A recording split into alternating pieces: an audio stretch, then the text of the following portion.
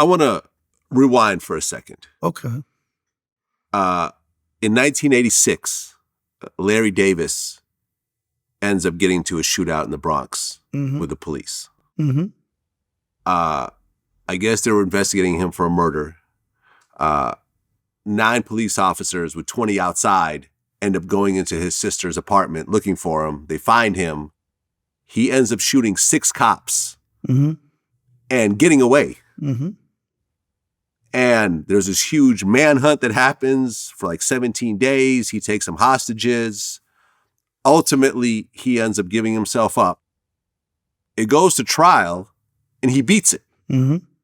Because he proved that the cops were dirty. I guess they were like dealing drugs themselves, and he was somehow involved in some drug cop type shit. And essentially he gets out. Now, at that point, you've never met Larry Davis, but you heard the news while you were in prison. I was in Auburn, 1986. I was in Auburn box. I heard it through the headphone, listening to the news. And I didn't know him, but, I'm from the streets.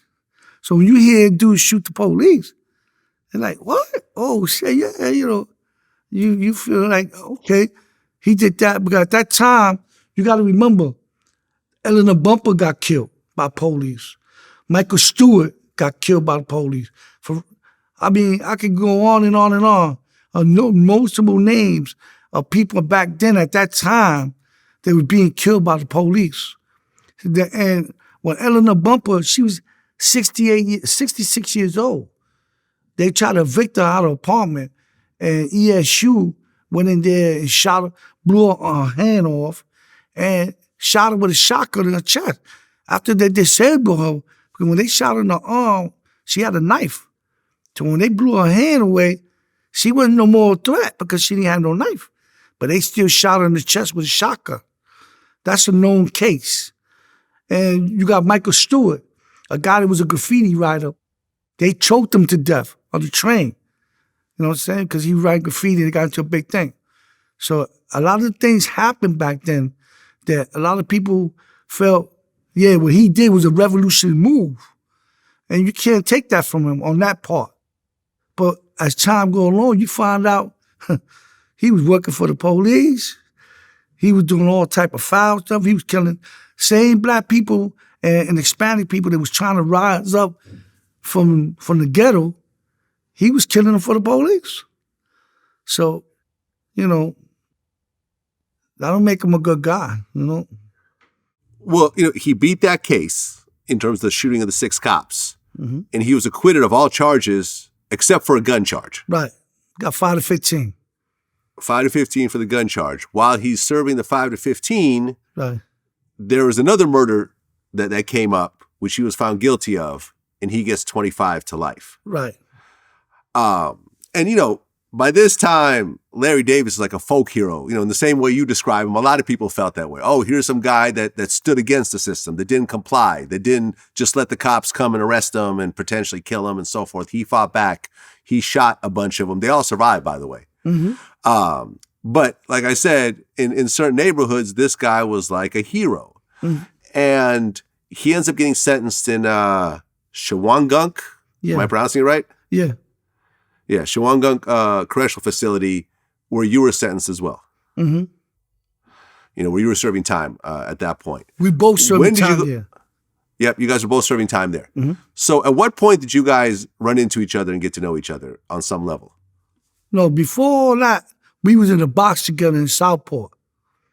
You know what I'm saying? So we already had an issue in Southport.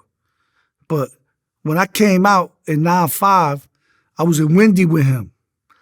But you had a couple of old-timers. They was Muslims at the time.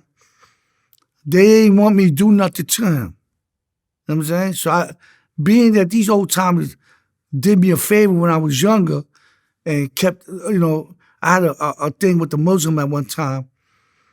They stopped the issue that was going to happen to me. So I owed them that. You know what I'm saying? I owed them that favor.